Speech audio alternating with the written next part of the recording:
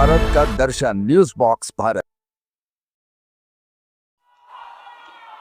रांची में रविवार को वक्फ कानून के विरोध में तहफ़्फ़ुज़े कॉन्फ्रेंस का आयोजन किया गया। देर रात तक चले इस प्रोग्राम में लोगों का जन सैलाब करता हूं। भारी बारिश में भी उमड़ पड़ा रांची और जब इमरान प्रतापगढ़ी ने माइक संभाला और जिंदा दिल अपने अल्फाजों से लोगों को संबोधित किया तो पूरा की तादाद में इकट्ठा जो स्टेज था वो तालियों की गड़गड़ाहट से गूंज उठा को एक संदेश और उन्होंने केंद्र सरकार को जमकर लताड़ा। तो चलिए सुनते हैं राज्यसभा सांसद इमरान प्रतापगढ़ी क्या कुछ कह रहे हैं। मोहतरम अदीब साहब का उन्होंने मुझे हुक्म दिया कि आपको हाजिर होना है। उनका हुक्म था, हम आपके बीच में हैं। और इस बारिश में भी मुझे एक वक्त तो ऐसा लगा था कि शायद प्रोग्राम नहीं हो पाएगा। जब मैं एयरपोर्ट पे लैंड किया तो पता चला कि जोरों की बारिश है, लेकिन ये रांची है, न यह किसी साजिश से डरता है न बारिश से डरता है।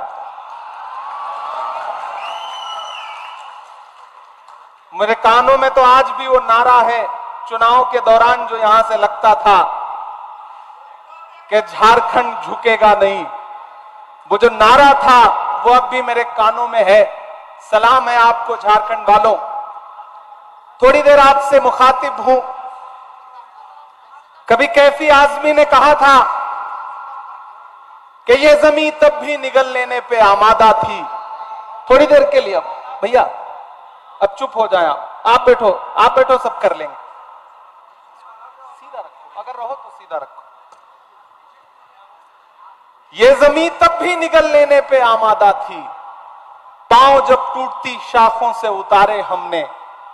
ये जमीन तब भी निगल लेने पे आमादा थी, पांव जब टूटती शाखों से उतारे हमने।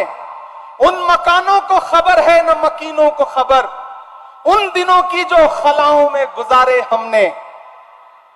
हाथ ढलते गए सांचे में तो थकते कैसे, नक्श के बाद नए नक्श निखारे हमने। कि ये दीवार बुलंद और बुलंद और बुलंद, बामोदर और जरा और संवारे हमने। आंधियां तोड़ लिया करती थी शम्मों की लवें, जड़ दिए इसलिए बिजली के सितारे हमने। आज की रात बहुत गर्म हवा चलती है, आज की रात न फुटपाथ पे नींद आएगी। सब उठें, तुम भी उठो, तुम भी उठो, तुम भी उठो, कोई खिड़की इसी दीवार में खुल जाएगी। एक बिल आया देश की पार्लियामेंट में, और सिर्फ आया ही नहीं, चूंकि ताकत उनके पास थी, संख्या बल उनके पास था, वो बिल पास भी हुआ।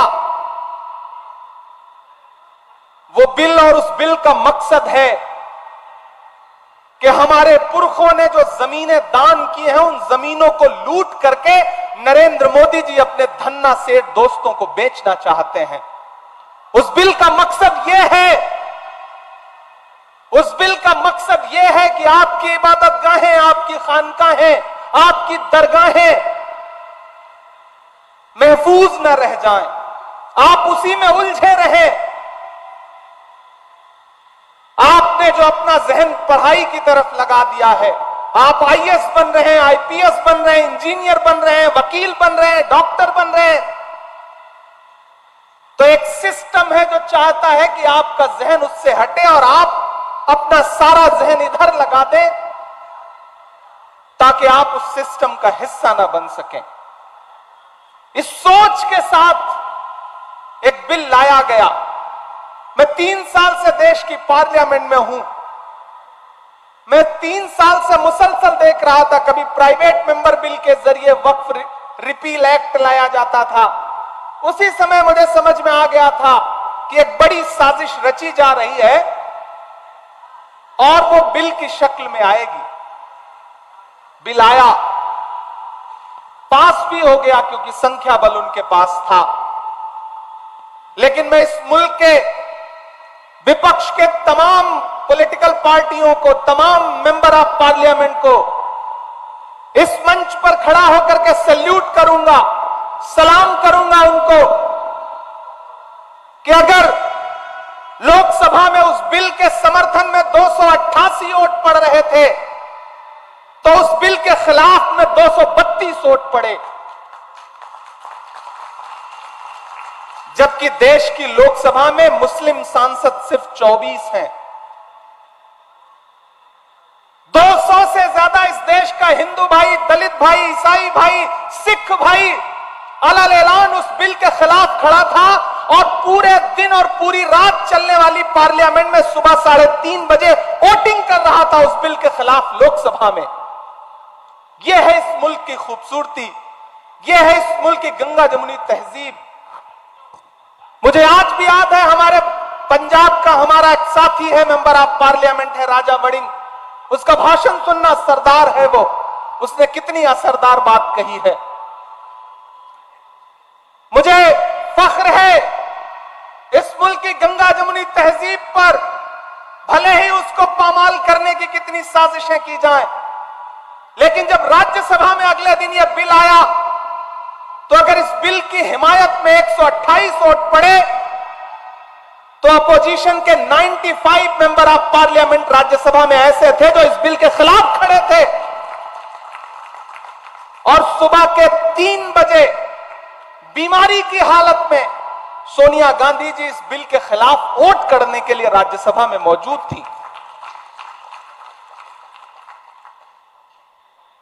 हमी को कातिल कहेगी दुनिया, हमारा ही कत्लेआम होगा। हमी को कातिल कहेगी दुनिया, हमारा ही कत्लेआम होगा।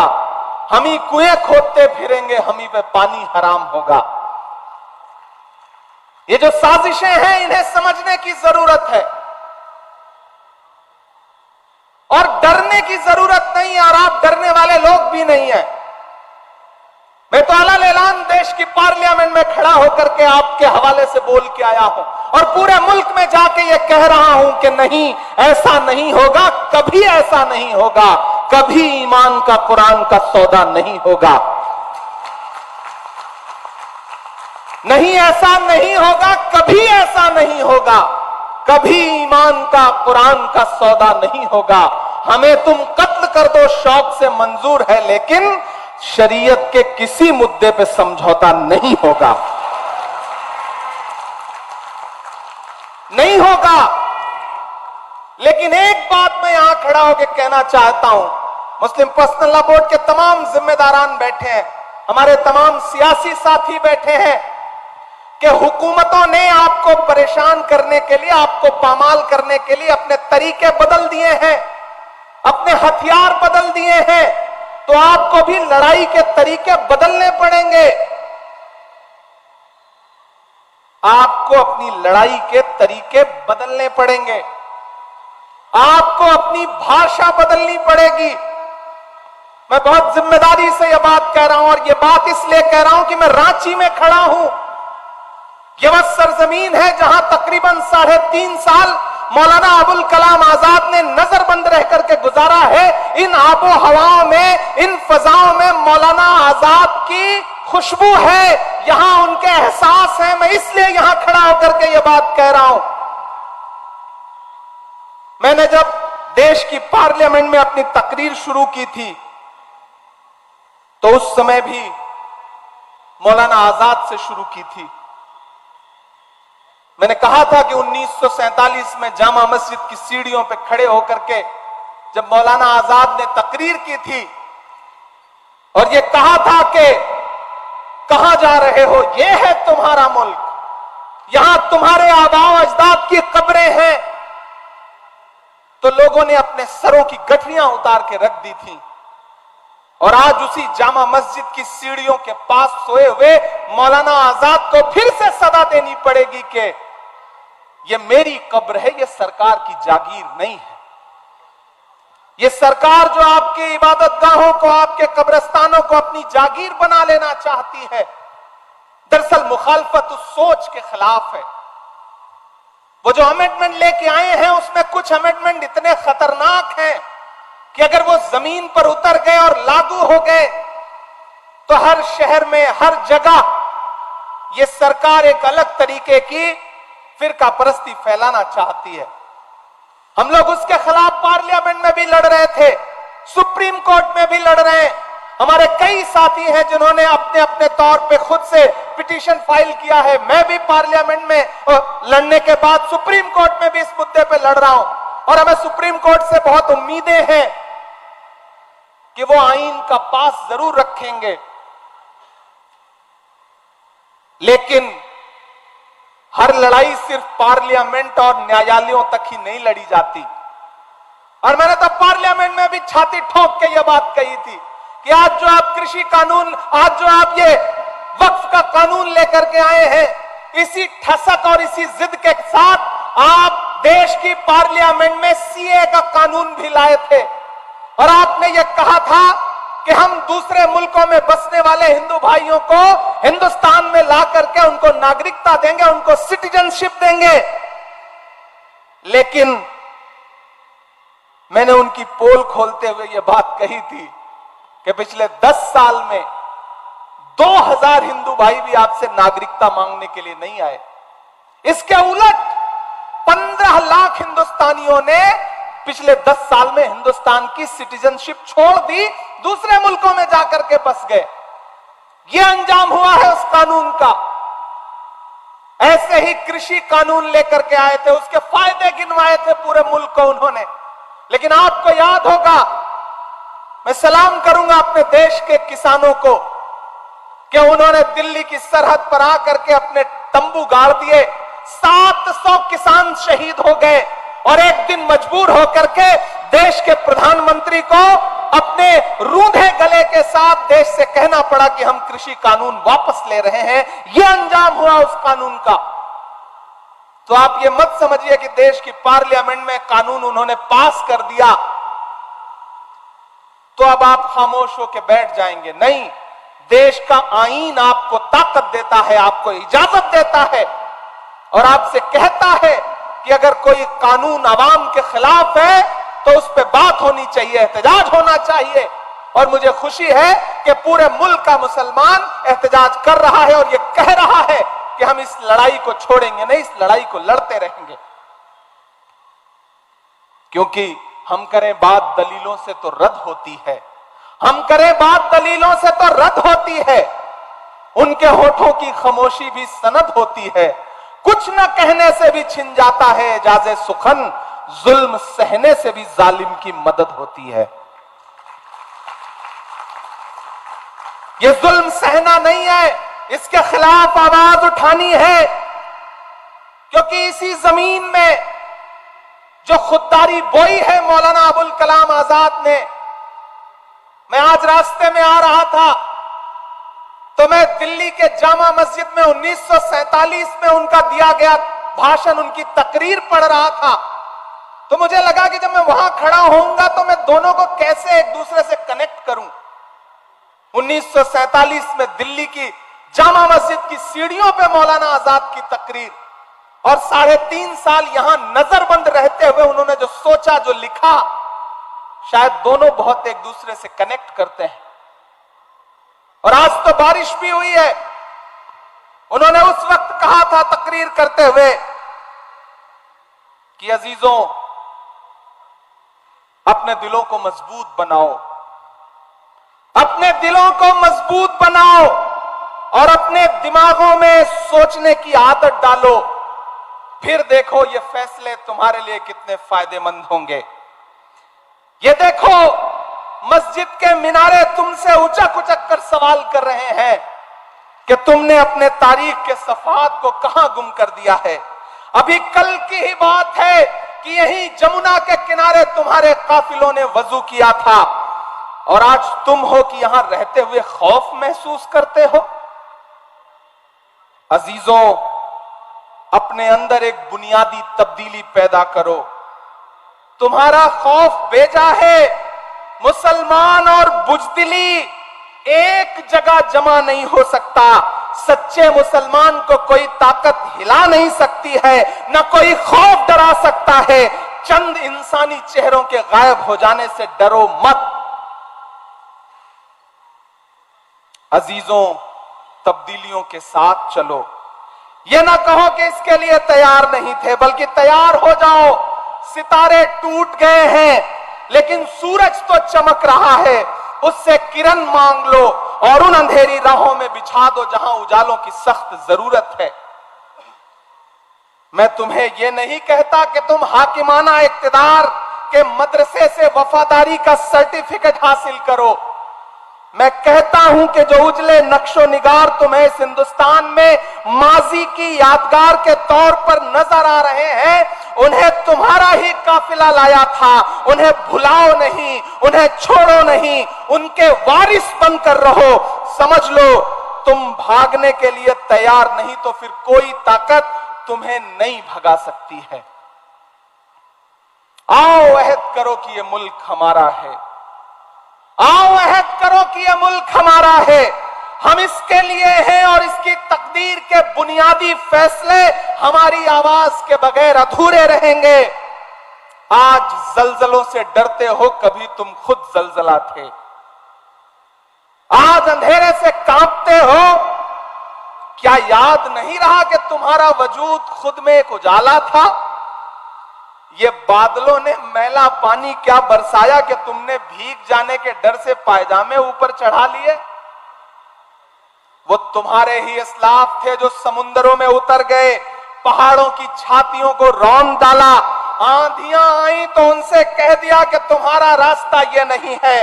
ये ईमान से भटकने की बात है कि शहंशाहों के गिरेबान से खेलने वाले आज खुद अपने गिरेबान से खेलने लगे हैं। अजीजों, मेरे पास कोई नया नुस्खा नहीं है, वही 1400 बरस पुराना नुस्खा है। वो नुस्खा जिसको कायनात का मोहसिन लेके आया था। ये वो तकरीर है जो 1947 में जामा मस्जिद की सीढ़ियों पे खड़े होकर मौलाना आजाद ने दी थी। मैं रांची में खड़ा था तो मुझे लगा कि इसे दोहराना जरूरी है। आप डरिए मत। एक लड़ाई पार्लियामेंट में, एक लड़ाई अदालत में, तो एक लड़ाई जमीन पर। आपकी इबादतगाहों के खिलाफ, आपकी दर्सगाहों के खिलाफ, आपके कब्रिस्तानों के खिलाफ कोई हाथ बढ़ता है तो आगे बढ़कर के उस पंजे से पंजा लड़ाओ और कहो कि हम इसके मुहाफिज हैं। हम अपने पुरखों की, अपने अजदाद की दान की हुई जमीनें, वक्फ की हुई जमीनें लूटने नहीं देंगे। हुकूमत कह रही है कि वो पसमानदा के हुकूक के लिए इस वक्फ में अलग से प्राविधान करेगी। मैंने तो पार्लियामेंट में भी कहा था कि बुनकरों के उद्योग को बर्बाद करने वाली ये सरकार, चाहे वो मालेगांव हो, चाहे भिवंडी हो, चाहे इचलकरंजी हो, चाहे बनारस हो, चाहे मऊ हो, चाहे मुबारकपुर हो, चाहे रांची हो, पूरे मुल्क में जो बुनकरों के हाथ में कारोबार था कि अपने हाथों के हुनर से वो लोगों के जिस्मों के लिए लिबास बनाते थे, उस पूरे रोजगार को बर्बाद कर दिया गया। मैं तो नरेंद्र मोदी जी से कहना चाहता हूं कि ये बुनकर जो हैं, ये भी तो पसमानदा समाज से आते हैं। अगर आप पसमानदा समाज की भलाई चाहते हैं तो जो इनकी सब्सिडी थी उसको बहाल करिए। आप कहते हैं कि आप मुस्लिम बहनों के हुकूक के लिए कानून लेकर के आए हैं और वक्फ में आप मुस्लिम बहनों को हिस्सा देंगे। नरेंद्र मोदी जी, हमें गुजरात की बेटी बिल्किस याद है। जब आप दिल्ली के लाल किले पर खड़े होकर के 15 अगस्त को इस देश में महिला सशक्तिकरण पे भाषण दे रहे थे तो उसके महज 2.5 घंटे के बाद आपके गृह राज्य गुजरात में न सिर्फ बिल्किस के बलात्कारी रिहा किए जा रहे थे, बल्कि उनको आपकी पार्टी के नेता मालाएं पहना के उनका इस्तकबाल कर रहे थे। और आप बात करते हैं मुस्लिम बहनों के हुकूक की। यह कहानी किसी और को सुनाइएगा नरेंद्र मोदी साहब। हम समझते हैं इस खेल को, हमारी नई नस्लें समझती हैं इस खेल को। यह लड़ाई जारी रहनी चाहिए। रांची वालों, एक बात याद रखना कि जब वक्त पे कोई लड़ाई लड़ी जाती है तो जीत उसमें यकीनन हमारी होती है। वक्त की अहमियत को समझना पड़ेगा। जो अखबार सुबह 5 रुपए का एक बिकता है, शाम होते होते वही 5 रुपए का 1 किलो मिलता है। वक्त की अहमियत को समझना पड़ेगा। खामोश मत होइएगा, डरिएगा मत। क्योंकि जब तक शेर अपनी कहानियां खुद लिखना नहीं सीखेंगे, तब तक अपनी कहानियों में शिकारी खुद को महान बताते रहेंगे। हर प्लेटफॉर्म पे आवाज उठाइए, आवाजें बुलंद बोलिए।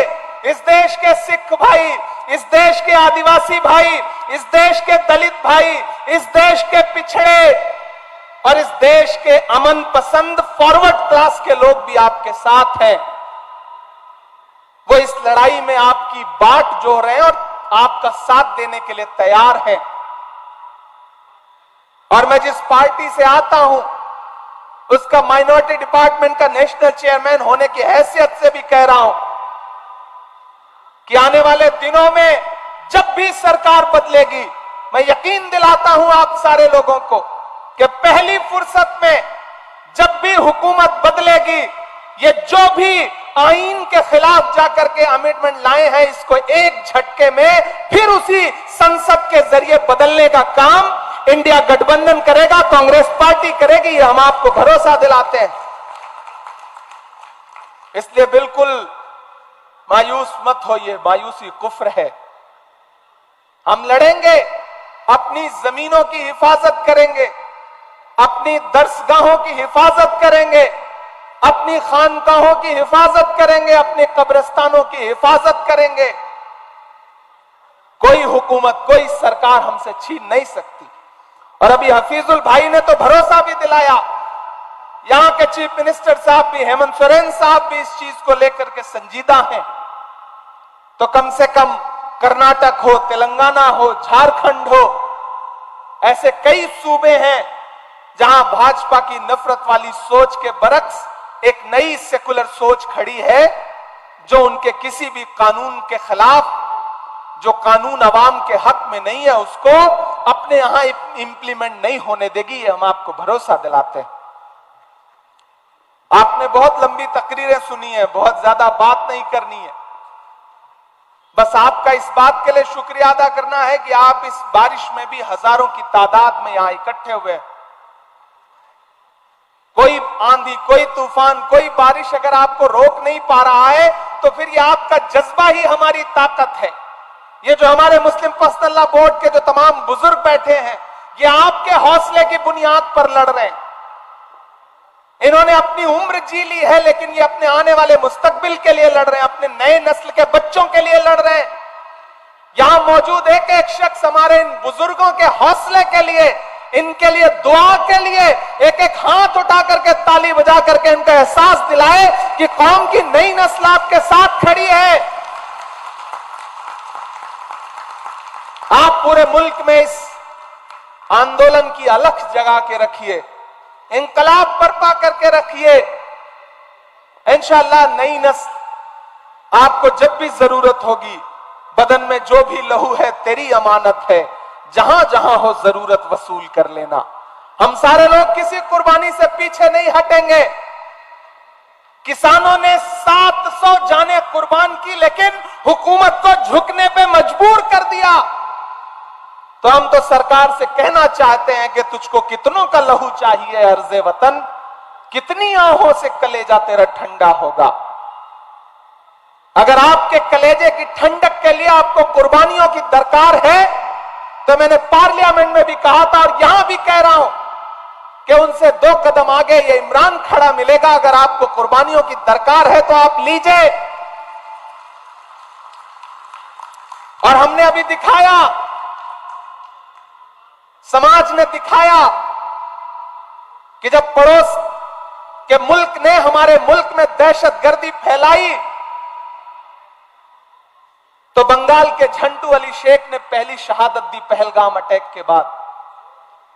जब पड़ोसी मुल्क ये सोच रहा था कि हिंदुस्तान में नफरतें फैला करके वो हमारी एकजहती को तोड़ने का काम करेगा, तो कर्नल सोफिया कुरैशी आगे निकल के आई और उसने पूरी दुनिया को बताया कि ऑपरेशन सिंदूर क्या था।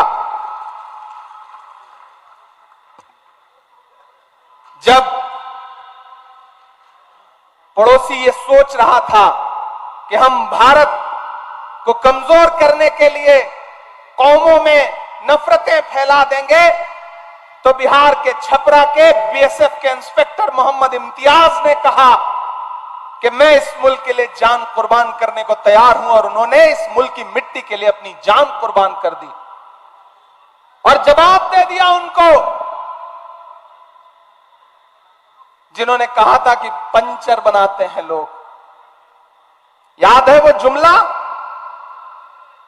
कहा था ना कि पंचर बनाते हैं लोग, लेकिन इस कौम ने बता दिया, इस समाज ने बता दिया कि नहीं साहब, हम सिर्फ पंचर नहीं बनाते हैं। मैंने तो एक शेर कहा उस दौरान की, ये किसने कह दिया तुमसे कि बस पंचर बनाते हैं? ये किसने कह दिया तुमसे कि बस पंचर बनाते हैं? वतन पे हंस के जो कट जाएं ऐसे सर बनाते हैं। वो चाहे ब्रिगेडियर उस्मान हो या वीर अब्दुल हमीद हो, जब भी आपको जरूरत पड़ी है हम 2 कदम आगे खड़े मिले, तो हम यहां से खड़े होकर इस सरकार से यह कहना भी चाहते हैं कि इतना जुल्म मत करिए। ये बड़े भोले भाले लोग हैं, खुदा ने इनके हाथों में हुनर दिया है, अपने हाथों के हुनर की बुनियाद पर अपने लिए 2 रोजी और रोटी का जुगाड़ करते हैं, मेहनत करते हैं, कमाते हैं। इनको कम से कम सुकून से मस्जिदों में इबादत करने दीजिए, खानकाहों में बैठने दीजिए, दर्सगाहों में पढ़ने दीजिए और सुकून से कब्रों में सोने दीजिए। हमारी कब्रों पे बुलडोजर मत चलाइए। हम आपसे ये मुतालिबा करते हैं और हमें डराइए मत। मत समझना डराने से डर जाएंगे, अब के सारी हदों से गुजर जाएंगे। मत समझना डराने से डर जाएंगे, अब के सारी हदों से गुजर जाएंगे। मौत के नाम का खौफ देता है क्यों? मौत जिस रोज आएगी मर जाएंगे।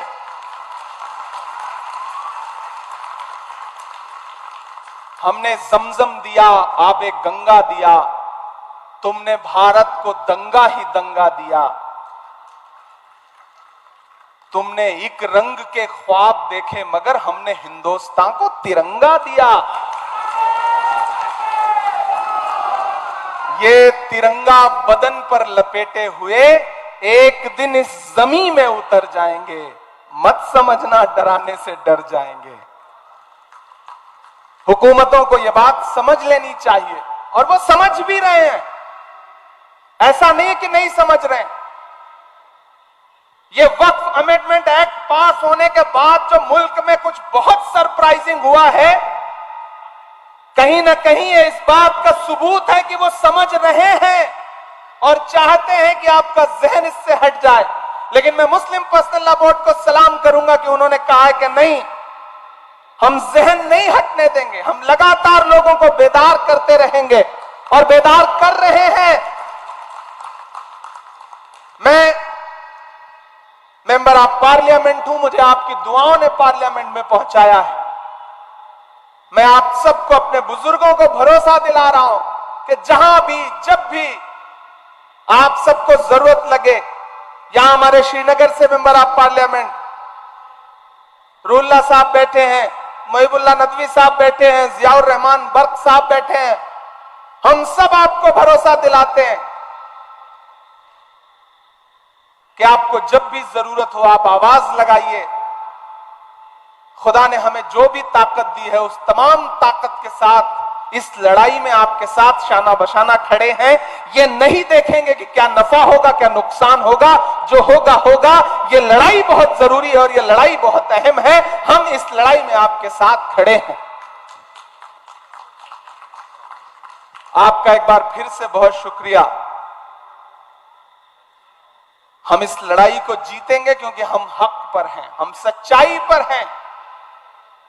और आप भरोसा करिए कि सच्चाई से बड़ी कोई ताकत नहीं होती है। बीच में आपको याद होगा कि जो छोटी छोटी पॉलिटिकल पार्टियां हैं जो आजकल भाजपा के इशारे पे कुछ भी करने को तैयार है, उनके सहयोगी बन के घूम रहे हैं, वो मीडिया में बाइट दे रहे थे कि नहीं नहीं, वक्फ के बिल से कोई नुकसान नहीं होगा, हम मुसलमानों को भरोसा दिला रहे हैं। कौन दिला रहा था? चिराग पासवान दिला रहे थे। कौन दिला रहा था? जयंत चौधरी दिला रहे थे। कौन दिला रहा था? नीतीश कुमार दिला रहे थे। कौन दिला रहा था? अजीत पवार दिला रहे थे। कौन दिला रहा था? चंद्रबाबू नायडू जी दिला रहे थे। तो मैं तो उन सब से कहना चाहता हूं कि कलम से और न स्याही से बात करना है, कलम से और न स्याही से बात करना है, वजीर से न सिपाही से बात करना है। हमारे बीच में दरबारियों को मत भेजो, हमें तो जिल्ले इलाही से बात करना है।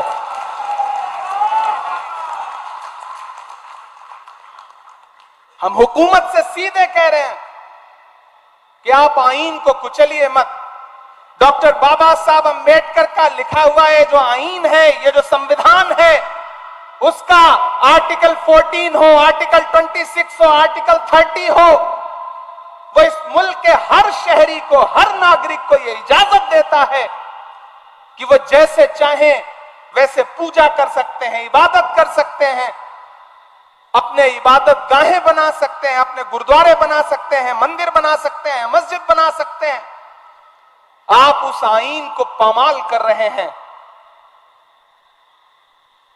नरेंद्र मोदी जी की बड़ी एक ऐसी बात आपको बताता हूं कि आपको लगेगा कि हां यह भी एक पहलू है। वो जब भी जिस चीज को ज्यादा रखने की कोशिश करें, ज्यादा उसके फेवर में दिखने की कोशिश करें, समझ लीजिए खतरा ज्यादा है। 2014 में याद है जब वो देश के प्रधानमंत्री बनकर पहली बार देश की पार्लियामेंट में आए थे, तो उन्होंने देश की पार्लियामेंट की सीढ़ियों पे माथा टेका था। याद है आपको वो तस्वीर? संसद में घुसने से पहले संसद की सीढ़ियों पे माथा टेका था। और अंजाम फिर क्या हुआ कि 10 साल बीतते बीतते उन्होंने पुरानी संसद ही बदल दी, नई संसद बना दी। इस बार उन्होंने क्या किया है? इस बार उन्होंने संविधान को माथा टेका है। इसलिए खतरा बहुत बढ़ गया है। ये जो एक्ट ला रहे हैं, दरअसल ये संविधान को बदलने की साजिशें हैं। और उनके तमाम नेता हो, चाहे लल्लू सिंह हो, चाहे अनंत हेगड़े हो, चाहे दिया मिर्धा हो, चाहे अरुण गोविल हो, उन्होंने चुनावी नारों में कहा है कि हम संविधान बदलेंगे, हमें 400 सीटें दीजिए। वो तो भला हो इस देश के अमन पसंद लोगों का कि उन्होंने 400 पार का नारा लगाने वालों को 240 पे लाके अटका दिया। उनको हुकूमत चलाने के लिए 2 बैसाखियों की जरूरत पड़ी, एक नीतीश बाबू की, एक चंद्र बाबू की। एक भी बैसाखी हटकी, सरकार की सांस अटकी।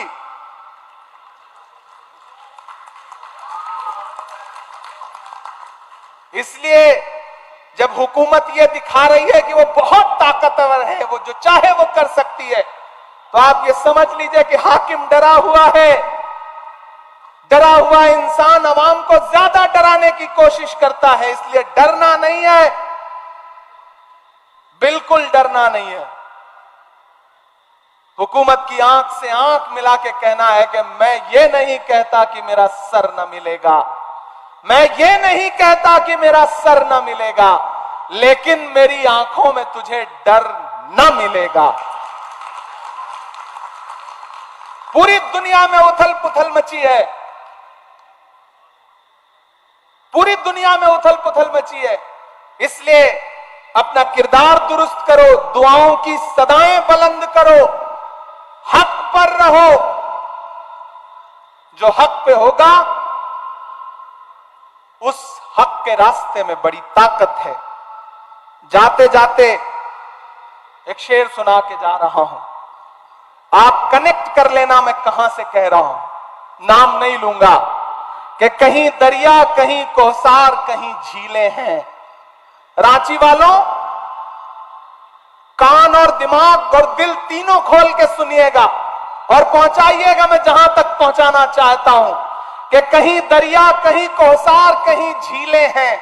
मैं अभी यहीं बैठा था तो बड़ा जिक्र हुआ, हमारे चिश्ती साहब बोल रहे थे तो उन्होंने जिक्र किया। बैठे बैठे ये मिसरे हुए कि कहीं दरिया, कहीं कोसार, कहीं झीलें हैं। ऐ मेरे रब, तेरे होने की ये तफसीलें हैं। कहीं दरिया, कहीं कोहसार, कहीं झीलें हैं।